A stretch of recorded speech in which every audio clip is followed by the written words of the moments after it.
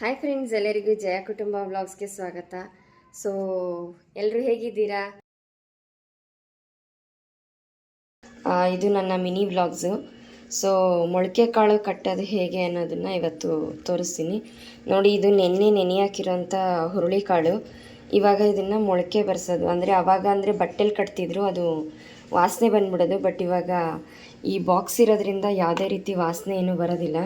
ಬನ್ನಿ ಹೇಗೆ ಮಾಡೋದು ಅಂತ ತೋರಿಸ್ತೀನಿ.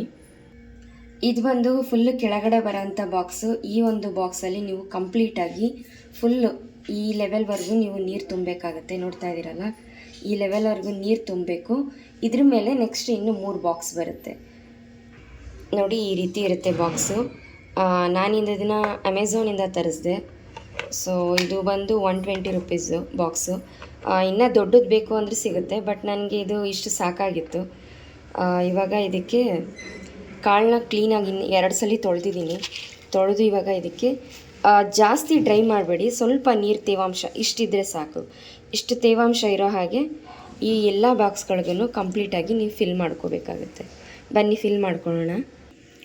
ಸೊ ನೋಡ್ತಿದ್ದೀರಲ್ಲ, ಈ ರೀತಿ ಫಿಲ್ ಮಾಡ್ಕೊಂಡಿದ್ದೀನಿ. ಸೊ ಇವಾಗ ಇದನ್ನು ನೋಡ್ಕೊಳ್ಳಿ, ಇಲ್ಲಿ ಹೀಗಿಡ್ತಾ ಇದ್ದೀನಿ.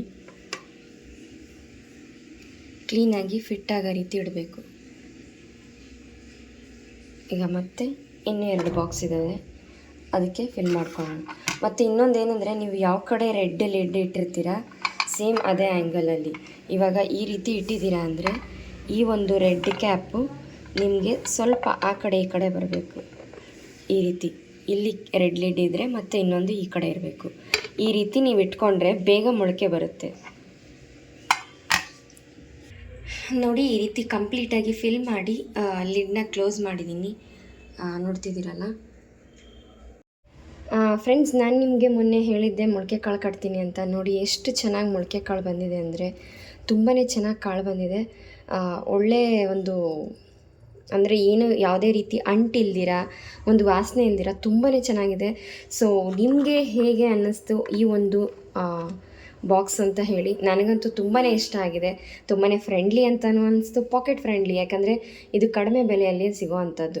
ಮತ್ತು ನೋಡಿ, ತುಂಬಾ ಚೆನ್ನಾಗಿ ಸ್ಪ್ರೌಟ್ಸ್ ಬಂದಿದೆ.